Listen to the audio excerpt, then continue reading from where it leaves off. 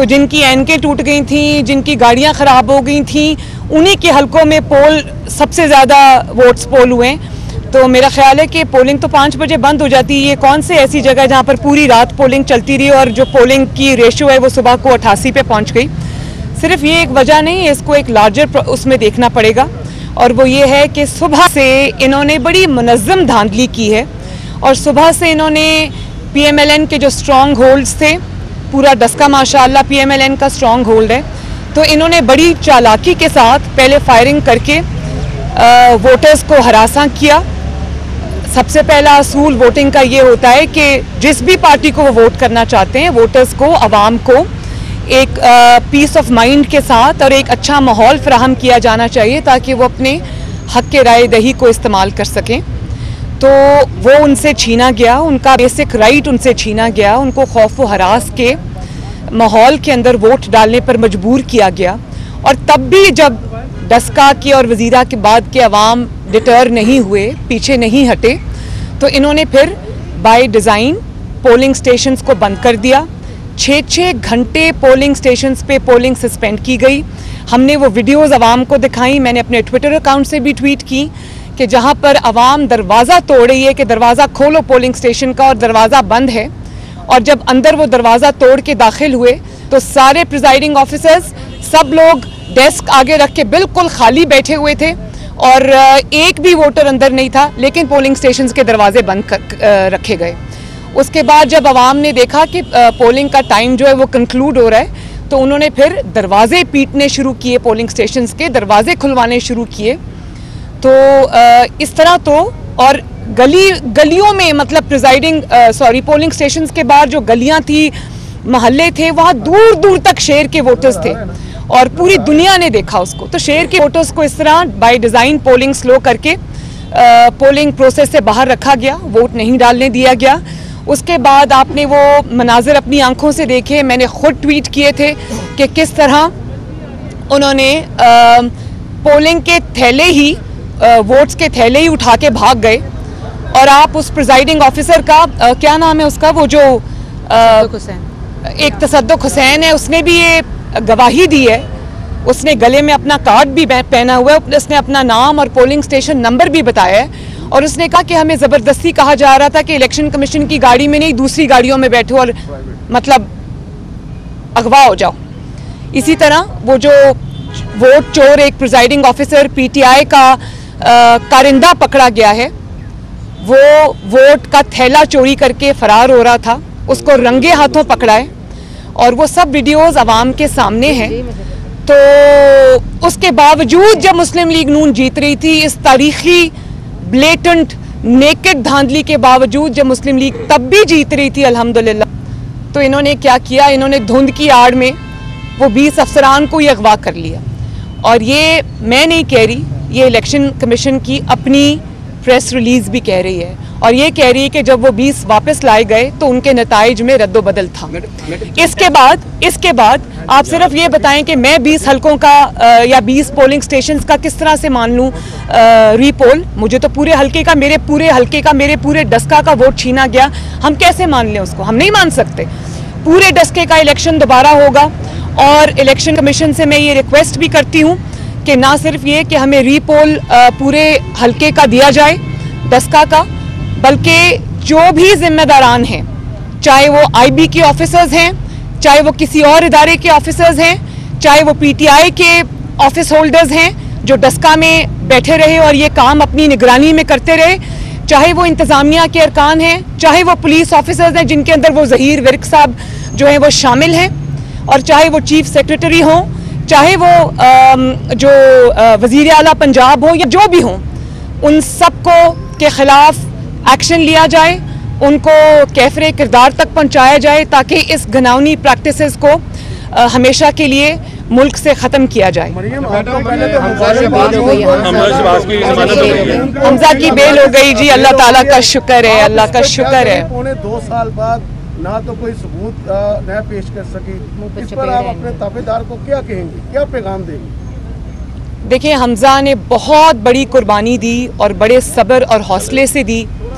एक इकलौती बेटी है उसकी, जो अल्लाह ताला ने उसको 20-22 साल के बाद दी, वो उसके बगैर बड़ी हो गई।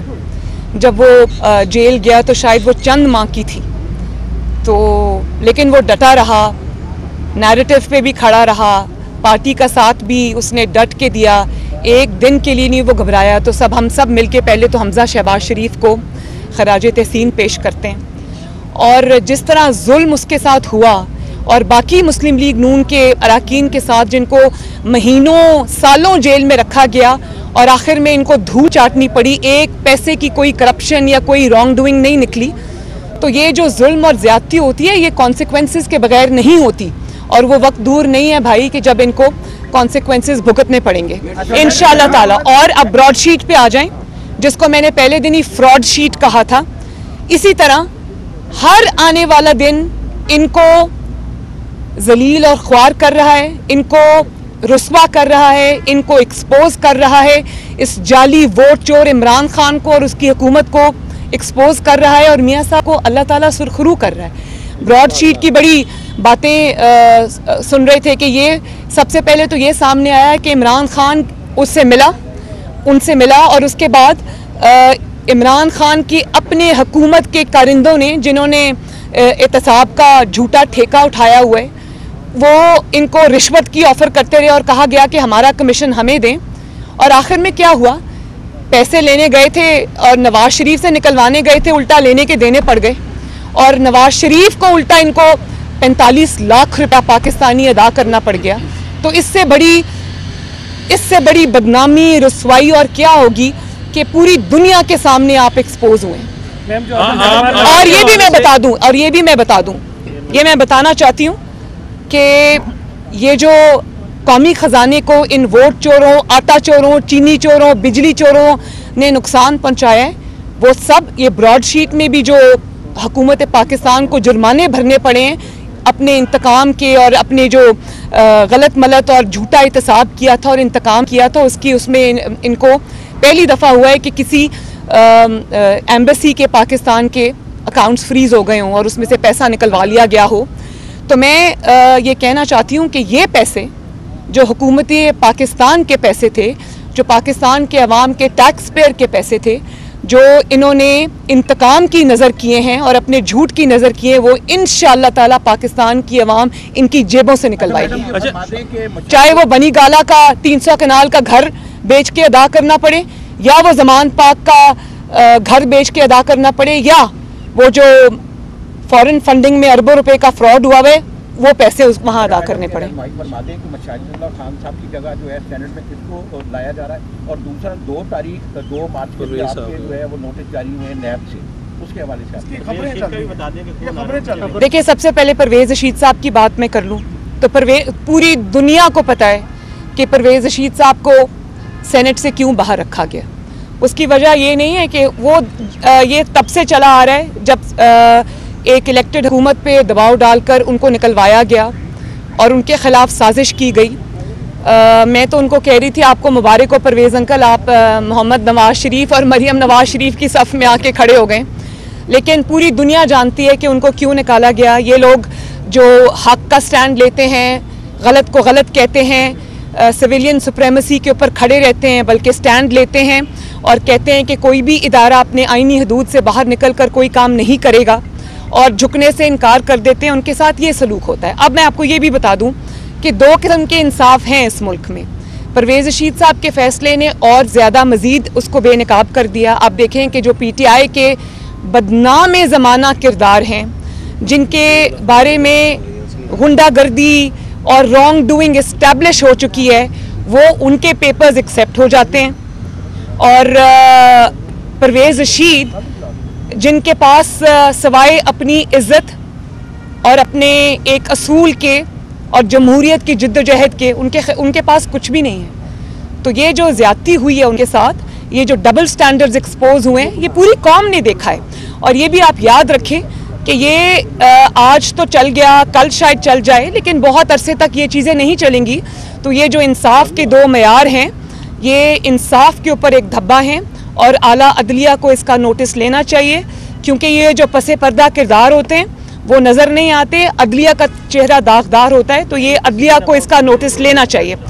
दूसरा, आपने मेरे ख़िलाफ़ नैब के नोटिस की बात की, तो मेरे ख्याल है सुना तो मैंने भी यही था, फिर अचानक सुना कि वो धुंध में वो नोटिस भी गुम हो गए।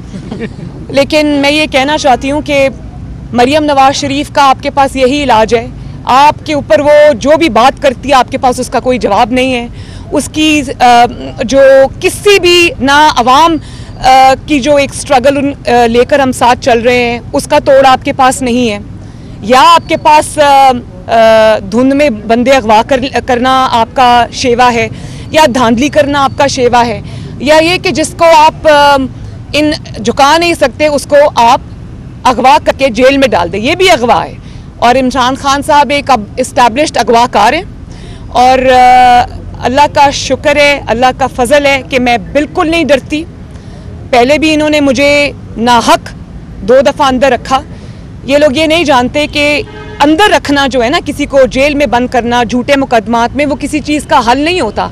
आप उससे ना सिर्फ ये कि किसी को डरा धमका नहीं सकते, बल्कि जब आप नाहक उसमें जेल में होते हैं तो जो डर होता है वो भी ख़त्म हो जाता है, और आप पहले से भी ज़्यादा, कम अज़ कम मैं पहले से भी ज़्यादा तवाना होकर और अपना जज्बे को तक़वियत देकर अल्लाह ताला ने मुझे उन 2 मराहिल में से भी गुजारा। तो अगर आपके पास यही एक दुनिया को देखने दें कि आप कितना डर रहे हैं, हर जगह आप फेलियर हैं, आप गवर्नेंस में फेलियर हैं, आप फॉरेन रिलेशंस में फेलियर हैं, आप अपनी गवर्नेंस में फेलियर हैं, आप कीमतें कंट्रोल करने में फेलियर हैं, आप आवाम को रिलीफ देने में फेलियर हैं, बल्कि आप मुजरिम हैं उनके। तो अगर ये आपने अपने कफन में आखिरी कील ठुकना है तो ज़रूर करें। ये मैडम ये बताइएगा कि डस्का इलेक्शन के हवाले से आपने बात की कि पूरे हल्के में इलेक्शन होना चाहिए। अगर इलेक्शन कमीशन ये फैसला करता है कि वो सिर्फ 23 हल्कों में होगा, तो ऐसी सूरत में फिर नून लीग का क्या डिसीजन होगा? क्या बाइकआउट करेंगे या क्या? नहीं, ये ज़रा अजम्पशन की बात है, पहले फैसला आ जाने दें, वो अभी मुकदमा सुन रहे हैं। हमारे पास ना काबिले तरदीद शवाहिद हैं जो हमने पेश किए हैं। इलेक्शन कमीशन की अपनी फाइंडिंग भी यही है, क्योंकि उनकी प्रेस रिलीज़ भी यही कह रही है। तो पहले फैसला आने दें, और मैं ये कहना चाहती हूँ चीफ इलेक्शन कमिश्नर से कि ये आपके पास मौका है।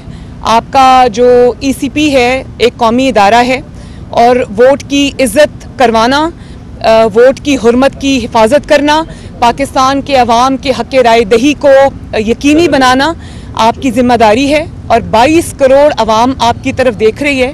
ये आपके पास शायद पहला और आखिरी मौका है कि आप एक असूली स्टैंड लेकर इंसाफ करें और पाकिस्तान के और डस्का के अवाम को इंसाफ दें, और आइंदा के लिए जो जिम्मेदारान हैं उनको करार वाकई सजा देकर आइंदा के लिए ऐसे वाक़यात को रोकें। सुप्रीम कोर्ट में जो चल रहा है क्या हमजा की वापसी जमानत को आप मुस्लिम लीग नून को के हवाले से किस तनाज़ुर में देखते हैं? इसी वक्त सिर्फ एक ही जो है वो शरीफ खानदान की जो सबूत है वो मैदान में है, अब उनका आना आपको कितना स्ट्रेंथन करें? बहुत ज़्यादा, क्योंकि वो बहुत मेहनती है, अपने काम को, सियासी कामों को अच्छे से जानता है, और उसकी कमी मुझे हर मौका पर महसूस हुई, पार्टी को महसूस हुई। अब वो इंशाअल्लाह ताला आएगा तो 1 और 1 11 होते हैं, और हम दोनों मिलकर इंशाअल्लाह ताला ये मियाँ साहब ने जो जिद्दोजहद शुरू की है पाकिस्तान के अवाम की खातिर, इसको आगे लेके जाएंगे। ये बताइएगा सुप्रीम कोर्ट में जो चल रहा है सदारती मुतबादिल उम्मीदवार कौन है? मेरा ख्याल है कि अनाउंस कर दिया आज हमने, अभी नहीं किया, अभी आपके पास लिस्ट आ जाएगी। मियाँ साहब की ये, क्योंकि मुशाहिदुल्लाह साहब हमारे बहुत ही शानदार एक पुराने सिविलियन सुप्रीमेसी पे खड़े होने वाले, जमहूरियत के अलमबरदार थे, पार्टी के वफादार थे। मियाँ साहब के एक बहुत बाएतमाद साथी थे, एक बहुत जमहूरियत की बहुत तवाना आवाज़ थे, उनकी कुर्बानियाँ हैं।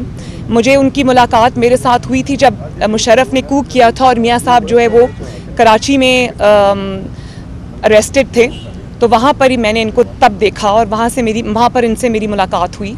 1999 की मैं बात आपको बता रही हूँ। तब से उन्होंने, उनकी कुर्बानियों का, उनकी जिद्दोजहद का सिलसिला जारी है।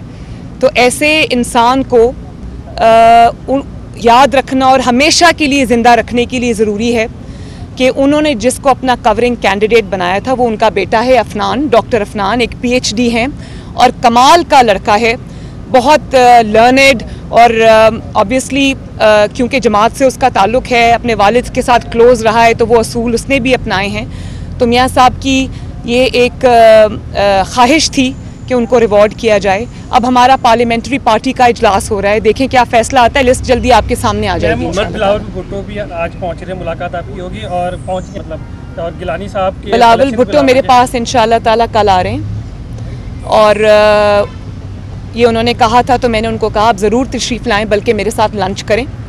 तो कल वो आएंगे इंशाल्लाह ताला, उनसे मिलके बातचीत होगी। सुप्रीम कोर्ट में जो चल रहा है सदारती रेफरेंस, आप क्या देख रही हैं कि उसके अंदर जो फैसला अभी तक जो नज़र आ रहा है, जितनी भी हम उसकी ऑब्जर्वेशन सुन रहे हैं कि मुतनासिब नुमाइंदगी की तरफ वो जाता नज़र आ रहा है। अगर यही फैसला आ जाता है, मुस्लिम लीग नून उसे तस्लीम करेगी या क्या देख रहे हैं? मैं इसके बारे में मेरा वही असूली मौक़िफ़ है जो पहले दिन था। मैं ये समझती हूँ कि ये जो इलेक्शन के अंदर हॉर्स ट्रेडिंग और ये जो फ़ोन करवा के लोगों को, MPAs को, MNAs को, सेनेटर्स को दबाव में लाया जाता है, ये खुफिया वोटिंग जिनको सूट करती है उनको करती है। लेकिन मेरा असूली मौक़िफ़ ये है कि इसके ऊपर पार्लियामेंट जो है वो, क्योंकि ये आईनी शिक है, इसके अंदर कोई तरमीम अगर लानी है तो वो पार्लियामेंट कर सकती है, लेकिन वो ये जाली हुकूमत नहीं कर सकती। हम इंशाअल्लाह ताला ज़रूर इस कानून को तब्दील भी करेंगे। अल्लाह ताला करे कि कोई बेहतर जमहूरी हुकूमत आए, उसके साथ बैठ के उसके साथ पूरा तावन भी करेंगे। मुस्लिम लीग नून की भी अगर हुकूमत आइंदा आती है इंशाअल्लाह, तो उसमें भी हम ये तरमीम ज़रूर करेंगे। लेकिन ये तरमीम करना सिर्फ अवाम के मुंतखब नुमाइंदों का हक़ है, वही ये तरमीम करेंगे। ये इख्तियार सुप्रीम कोर्ट के पास नहीं है। और मैं सुप्रीम कोर्ट को पहले भी ये रिक्वेस्ट कर चुकी हूँ कि ये एक सियासी मसला है, आप इसमें पार्टी ना बने। और ये लोग तो चाहते हैं कि पहले हमें फ़ोन करवाए गए कि प्लीज़ बैठ के इमरान खान के साथ पार्लियामेंट से इस पे लेजिस्लेशन करें। हमने इनकार कर दिया, हमने कहा कि हम इमरान खान को कोई रिलीफ नहीं देंगे। तो फिर वो ऑर्डिनेंस लाने की कोशिश करते रहे, फिर सुप्रीम कोर्ट चले गए। तो मैं सुप्रीम कोर्ट को आज भी ये रिक्वेस्ट करना चाहती हूँ कि वो इसमें पार्टी ना बने, क्योंकि ये परसेप्शन उसका यही आएगा कि इमरान खान की डूबती हुई कश्ती को बचाने के लिए, तहरीक इंसाफ की डूबती हुई कश्ती को बचाने के लिए, जब इमरान खान की हुकूमत कमज़ोर हो चुकी है, जब हर तरफ से उसको नाकामी और रुसवाई का सामना करना पड़ रहा है, जब वो ग्राउंड से, बैटल फील्ड से रिट्रीट कर रहा है और हर जगह वो फेलियर है और उसके अरकान भाग रहे हैं, उसके MNAs भाग रहे हैं, उसके MPAs भाग रहे हैं और एक बगावत सी हो चुकी है उनके रैंक्स के अंदर। तो ऐसे में अगर सुप्रीम कोर्ट इमरान खान साहब को कोई रिलीफ देता है तो पाकिस्तान की आवाम उसको एक बायस्ड फैसला समझेगी। मैं दोबारा से कह दूं कि ये 2 साल 3 साल पहले जब इनका सेनेट के चेयरमैन का इलेक्शन हुआ था, तो इमरान खान को तब शो ऑफ हैंड्स नहीं याद आया, तब उनको ओपन बैलेट याद नहीं आया, तब उनको ट्रांसपेरेंसी याद नहीं आई, तब उनको ये याद नहीं आया कि हॉर्स ट्रेडिंग होती है, तब उनको ये नहीं याद आया कि ख़रीदे जाते हैं और फ़रोख्त किए जाते हैं अराकीन। और ये भी लोगों को बताएं कि ना सिर्फ आपने अराकीन को उस वक्त ख़रीदो फ़रोख्त की, बल्कि आपने एजेंसीज़ को इस्तेमाल किया, उनसे फ़ोन करवाए और दबाव डलवा कर, फाइलें खुलवा कर अपोजिशन के अरकान की आपने उनको ख़रीदा, उसको भी ख़रीदना कहते हैं। तो आज अचानक आपको जब आपके पैरों के नीचे से ज़मीन हिल रही है, खिसक रही है, तो आज आपको याद आ गया कि शो ऑफ हैंड्स होना चाहिए। आप किसको बेवकूफ़ बना रहे हैं? अगर आप करेंगे, आप सुप्रीम कोर्ट से फैसला लेंगे, सुप्रीम कोर्ट को इस गंदे सियासी खेल में घसीटेंगे, तो हम आपको एक्सपोज करेंगे। और ये काम आप बिल्कुल सर झुकाकर, जिस तरह पोलिंग स्टेशन के अचानक वो 20 प्रिजाइडिंग ऑफिसर्स मुंह लटकाकर और सर झुकाकर बगैर नजरें मिलाए हुए RO ऑफिस में अचानक सुबह वारिद होकर चले जाते हैं, ऐसे हम आपको आंखें बचा के, नजरें चुरा के गुजरने नहीं देंगे, हम आपको पूरा एक्सपोज करेंगे। लास्ट क्वेश्चन ले लें। दस्का के इलेक्शन में और सेनेट के इलेक्शन में गैर जानिबदार है एस्टैब्लिशमेंट स्पेसिफिकली? मैं ये समझती हूँ कि अगर वो इस्टेब्लिशमेंट गैर जानिबदार नहीं है तो उनको गैर जानिबदार होना चाहिए। और इलेक्शंस लड़ना, पॉलिटिकल जो मैदान है, पॉलिटिकल जोड़ तोड़ है, सियासी हिकमत अमली है, उसमें न सिर्फ ये दखल अंदाजी करना, बल्कि एक पार्टी को सपोर्ट करना, एक नाकाम खान वोट चोर को सपोर्ट करना, जो खुलकर अवाम के सामने आ चुका है, जिसने अवाम की ज़िंदगी अजीरन कर दी है, एक ऐसी हुकूमत को दवाम देने की कोशिश करना, उसके पीछे खड़ा होना, उसके लिए कोई एफर्ट्स करना, अगर वो ये कर रहे हैं तो उनको नहीं करना, क्योंकि ये अवाम के सामने आके खड़े होने वाली बात है जो कि किसी भी तरह अदारे के लिए अच्छी नहीं है। बस ये हम लास्ट क्वेश्चन ले रहे हैं। जी जी जी जी बिल्कुल, जनरल काउंसिल का इजलास है। आपके जो अरकान हैं वो इंटैक्ट हैं या कोई ऐसा कुछ? नहीं, माशाल्लाह जिनके इंटैक्ट नहीं है, मुसीबत उनको पड़ी हुई है। और मैं आपको एक दफ़ा फिर से ये बता दूं कि जब अवाम, स्पेशली पीटीआई, जो भानुमती का कुंभा जोड़ा गया था ना इधर उधर से लोग उठा के, उनकी ज़ाहिर है उनके पीछे जो ताकतें थीं, उन्होंने ये पीटीआई उनको इसी तरह बनवाई, तो उनकी पीटीआई से कोई हमदर्दी नहीं है। जब उनको ये नज़र आ रहा है कि इतनी धांधली के बावजूद अगर मुस्लिम लीग नून माशाल्लाह जीत गई है तो पीटीआई का कोई फ्यूचर नहीं है। और मैं दोबारा कहती हूँ कि नौशहरा में हमने माशाल्लाह इनको घर में घुस के मारा है। अगर नौशहरा से पीएमएलएन जब कभी नहीं जीती, नौशहरा से जीत सकती है। अब आप बेशक अपनी शर्मिंदगी और खिफत मिटाने के लिए कहें कि जी वहाँ हमारी पार्टी की आपस की लड़ाइयाँ थीं, वहाँ ये था, वहाँ वो था, वहाँ ऐसा नहीं था। वहाँ अवाम ने एक ओवरवेलमिंग मेजॉरिटी के साथ मुस्लिम लीग नून को वोट दिया है। अब आप अपनी जैसे मर्जी अपनी शर्मिंदगी खिफत छुपाएं, उससे असल बात नहीं छुपती। और दूसरी बात ये कि मैं आखिर में ये भी कह देना चाहती हूँ कि जो लोग ये कह रहे हैं ना कि ये लोकल सतह की धांधली हुई थी, इसमें लोकल पीटीआई इन्वॉल्व है, इसमें लोकल एडमिनिस्ट्रेशन इन्वॉल्व है, तो ऐसा हरगिज़ नहीं हुआ था। इसमें एजेंसीज इन्वॉल्व थी जो इमरान खान वोट चोर के नीचे आती हैं, और वो हाईएस्ट ऑफिस से जिस पे इमरान खान कब्जा करके बैठा हुआ है, जिसको प्राइम मिनिस्टर का ऑफिस कहते हैं, वहाँ से ऑर्डर्स और इंस्ट्रक्शंस के बगैर एक सुई भी नहीं हिल सकती। तो मैं ये अच्छी तरह जानती हूँ कि वो नाम मेरे पास आ चुके हैं।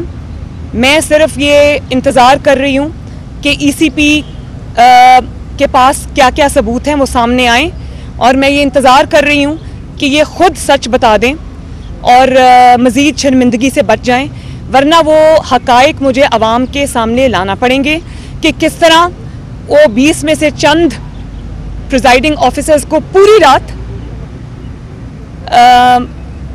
गाड़ियों में घुमाया गया और उनसे नताइज तब्दील कराए गए, और किस तरह बाकियों को एक डेरे पर ले जाकर वहाँ पीटीआई का कौन कौन सा रुकन मौजूद था, वहाँ किस किस एजेंसी का कौन सा रुकन मौजूद था, मैं अच्छी से जानती हूँ। तो वो अगर ये चीज़ें एक्सपोज ना की तो ये मैं कर दूंगी। बस आखिरी सवाल प्लीज। इमरान खान कब घर ये टॉपिक ऑफ डिस्कशन नहीं है, इलाज हो सकता है या नहीं हो सकता, मैं बाहर नहीं जा रही। शुक्रिया। इमरान खान घर कब जा रहे हैं? अगली डेडलाइन बता दे मैडम। सेनेट इलेक्शन है। देखो मेरी बात सुनो, मैं तो तारीखें नहीं दे सकती, लेकिन मैं ये ज़रूर जानती हूँ कि उनकी जो हरकतें हैं ना, उनका जो घबराना है, उनके जो हवास बाख्तापन का सबूत है। देखो इतने नाअहल और इतने नालायक हैं और इतने घबराए हुए हैं कि धांधली भी सही तरीके से नहीं कर सके, उसमें भी सबूत नहीं, सबूतों का एक अंबार छोड़ गए हैं। तो ये जो इनकी घबराहट है, जो इनकी हरकत और सकनात हैं, जिस तरह इनके सांस हाथ पाँव फूले हुए हैं, उससे तो मुझे ये नज़र आ रहा है कि हमसे पहले उनको पता है कि वो कब जा रहे हैं। शुक्रिया। अस्सलाम वालेकुम।